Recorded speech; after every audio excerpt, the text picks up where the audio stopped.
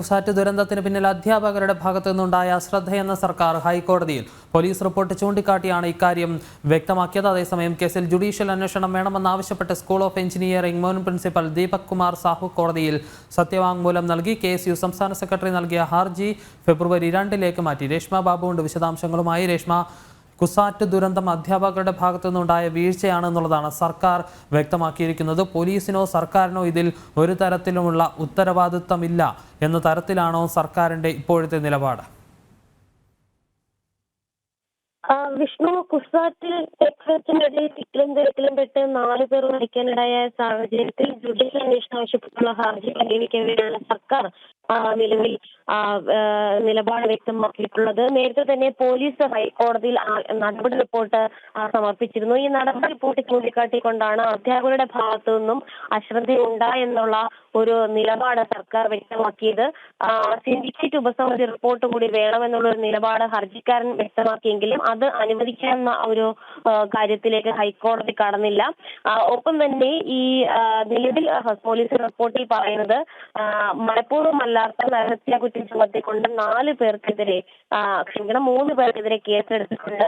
School of engineering മുൻ principal ആയിട്ടുള്ള Deepak Kumar Sahu, staff coordinator, മറ്റൊരാൾ, ഇങ്ങനെ 3 പേർക്കെതിരെയാണ് കേസെടുത്തിട്ടുള്ളത്. മാത്രവുമല്ല, ഇത് പരിപാടി സംഘടിപ്പിച്ചതിൽ വലിയ രീതിയിലുള്ള വീഴ്ച ഉണ്ടായിട്ടുണ്ട്. ഓപ്പൺ എയർ സ്റ്റേഡിയത്തിൽ പറ്റാവുന്നതിലധികം പേരെ അവിടെ എത്തിക്കുകയും ചെയ്തു. കൂടാതെ റിഹേഴ്സൽ നേരത്തെ ഉച്ചയ്ക്കായിരുന്നു തീരുമാനിച്ചത്. പക്ഷെ 6:00 റിഹേഴ്സൽ നടത്തി. ആ സമയത്ത് കൂടുതൽ തിക്കും തിരക്കും ഉണ്ടായി. മാത്രവുമല്ല, സർവകലാശാലയും കോടതിയും നേരത്തെ ഇത്തരത്തിലുള്ള സംഗീത നിശകൾ ക്യാമ്പസുകളിൽ പാടില്ല എന്ന നിർദ്ദേശം നൽകിയിരുന്നതാണ്. പക്ഷെ ഇതും അവഗണിച്ചു എന്നുള്ളതാണ് പോലീസ് നൽകിയിട്ടുള്ള ആക്ഷൻ നടപടി റിപ്പോർട്ട്. അതിനിടയിൽ തന്നെയാണ് ഈ സ്കൂൾ ഓഫ് എഞ്ചിനീയറിംഗ് മുൻ പ്രിൻസിപ്പൽ ആയിട്ടുള്ള ദീപക് കുമാർ സാഹു ഒരു സത്യവാങ്മൂലം കൂടി ഹൈക്കോടതിയിൽ ഫയൽ ചെയ്തിരിക്കുന്നത്. അതായത് തന്റെ ഭാഗത്തു നിന്നും വീഴ്ച ഉണ്ടായിട്ട് തന്നെ ബലിയാടാക്കാനുള്ള ഒരു ശ്രമമാണ് ഉണ്ടായിരിക്കുന്നത്.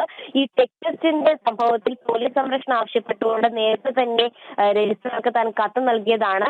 രജിസ്ട്രാറുടെ ഭാഗത്തു നിന്നും വീഴ്ച ഉണ്ടായിട്ടുണ്ട്. പക്ഷെ ഇത് മറയ്ക്കുന്ന രീതിയിലുള്ള റിപ്പോർട്ടാണ് പോലീസ് നൽകിയിരിക്കുന്നതെന്നാണ് ദീപക് കുമാർ സാഹു വ്യക്തമാക്കിയിരിക്കുന്നത്. അതുകൊണ്ട് തന്നെ ഒരു ജുഡീഷ്യൽ അന്വേഷണം ഇക്കാര്യത്തിൽ വേണമെന്നുള്ള ഒരു നിലപാടും അദ്ദേഹം സത്യവാങ്മൂലത്തിൽ പറയുകയും ചെയ്തിട്ടുണ്ട്. എന്തായാലും ഹൈക്കോടതി നിലവിൽ ഈ ഹർജി, ഈ KSU സംസ്ഥാന പ്രസിഡന്റ് നൽകിയിട്ടുള്ള ഹർജി ഫെബ്രുവരി 2 മാറ്റിയിരിക്കുകയാണ്.